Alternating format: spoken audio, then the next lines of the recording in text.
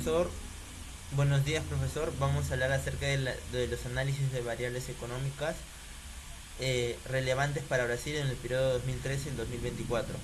Mi nombre es Juan Diego Gonzalo Tarazona y mi compañero que hace la segunda parte, Jorge Tachao Vela. La introducción. Brasil es una de las principales economías de América Latina y también posee una de las poblaciones económicamente activas, una de las P económicamente activas más grandes de Latinoamérica.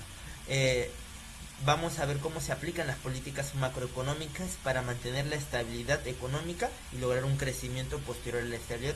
Vamos a analizar el PBI real, la pobreza, inflación, desempleo, tipo de cambio, balance comercial y estudiaremos una política fiscal, también la criticaremos y también veremos una política monetaria y daremos nuestra opinión.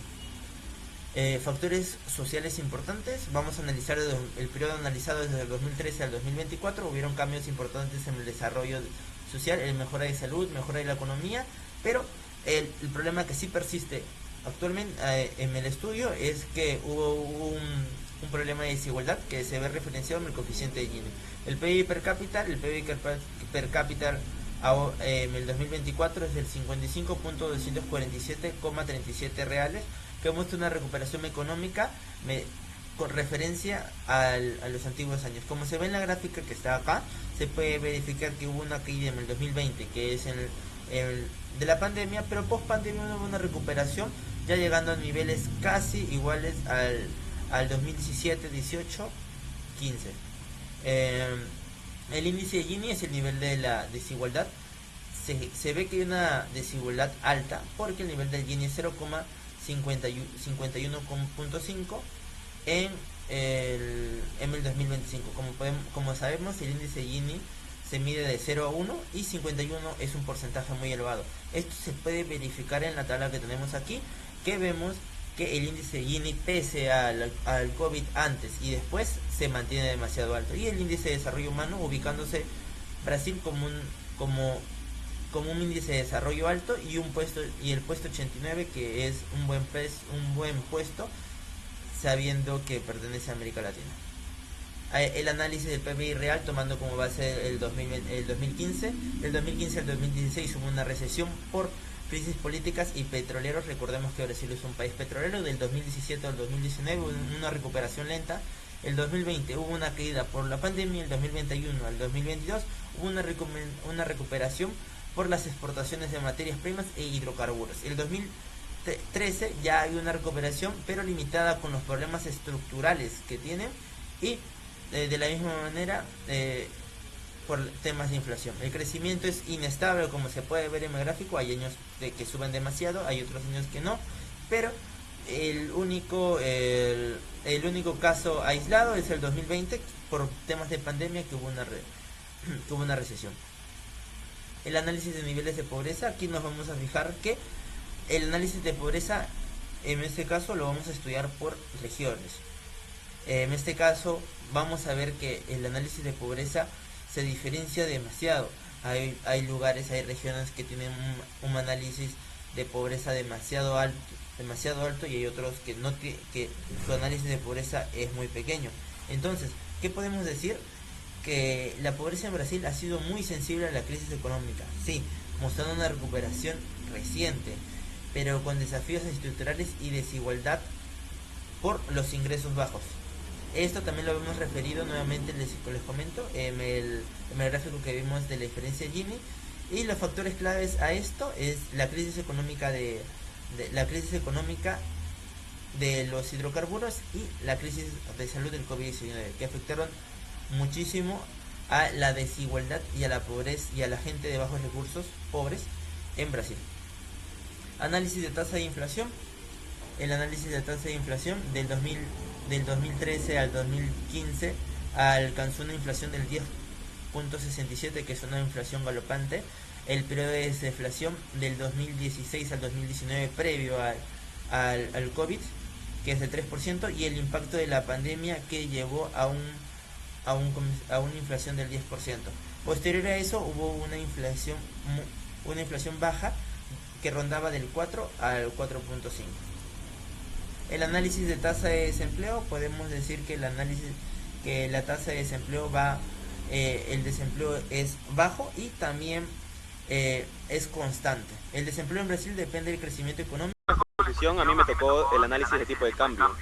Brasil opera bajo un régimen de tipo cambiario flotante desde 1999. Vemos que Brasil, a comparación del dólar, siempre tiende a generar una depreciación, ¿no?, en su moneda, que es el real.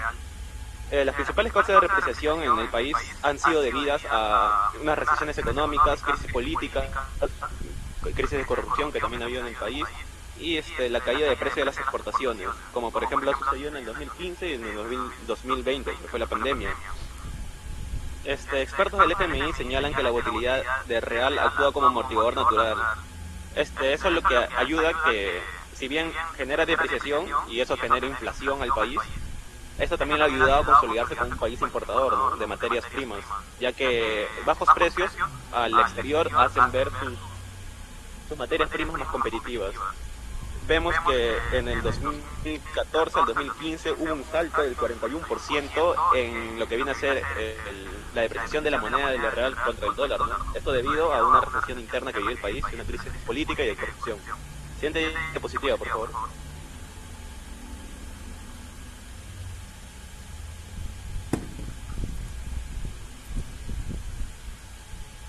De ahí, para continuar, me toca el análisis de la balanza comercial. Vemos que en el periodo de 2013 al 2014 se puede ver un déficit en lo que viene a ser de exportaciones con importaciones, ¿no? Esto debido a que, como bien mencionamos antes, Brasil estaba sufriendo una recesión en ese momento y más que todo fue por una crisis de el valor de las materias primas totalmente en el mundo, ¿no? Y eso ha hecho que sus exportaciones sean de menor cantidad porque el precio también se redujo, ¿no? De ahí en 2016 se vio un aumento mayor debido a que las exportaciones cayeron causadas por la recesión interna y devaluación de su moneda. Ah, claro, eso también viene a lo que le comenté en 2015, que hubo 2014, 2015, 2016, que hubo toda esa recesión en el país. De ahí observamos que en el 2021 al 2024 se observa un auge, y se puede lograr ver cómo se consolida Brasil como un país exportador, ¿no? Siempre superando a las importaciones, teniendo un superávit en su balanza. Esto debido también a lo anterior, ¿no?, lo que viene a ser la devaluación de su moneda y que todo eso. Según el IPEA, la competitividad de la balanza comercial brasilera se debe principalmente a la primarización de su economía, eso es lo que estaba mencionando, ¿no?, donde resulta el sector agropecuario, que vendría a ser la soja, y otros elementos que vende Brasil, otras materias primas, y la extracción de petróleo, que vendría a ser en el sector de energías. La OMS indica que parte de este superávit en su relación ha sido gracias a los mercados asiáticos. Bien sabemos que Brasil entró a los BRICS, que son tiene dos mercados, un montón de población, que vendría a ser India y China, y como ellos son exportadores de materias primas y los otros son potencias que se están consolidando para que sean industriales o ya consolidadas industrialmente, ellos son buenos socios comerciales, ¿no?, le venden sus materias primas a esos países. Siguiente diapositiva, por favor. No, te pasaste. Políticas macroeconómicas aplicadas. La política fiscal, hay dos tipos de política, ¿no?, política fiscal y política monetaria. La política fiscal más importante que logré visualizar en Brasil ha sido el techo de gastos. En 2016 se implementó el llamado techo de gastos, que limitó por 20 años el crecimiento del gasto público solo al nivel de la inflación. Esta medida fue una respuesta a la crisis de 2015 y ayudó a frenar el crecimiento descontrolado del gasto estatal. Según el IPEA, el techo de gastos permitió recuperar la confianza de inversión y reducir las tasas de interés en el 2017 y 2019. De ahí sobre la política monetaria. La política monetaria en Brasil, la más, que más ha sonado, que más importante del 2013 al 2024, ha sido la autonomía del Banco Central de Brasil, otorgándole independencia respecto al gobierno. Anteriormente, el gobierno era un puesto de confianza, ¿no?, el presidente del Banco Central de Brasil, como en Perú, ¿no? Ahora y también estaba manejado por el Ministerio de Hacienda. Ahora ya es totalmente autónomo, tiene periodos que duran 4 años, o sea que cada presidente no lo tiene que representar. Y Gracias.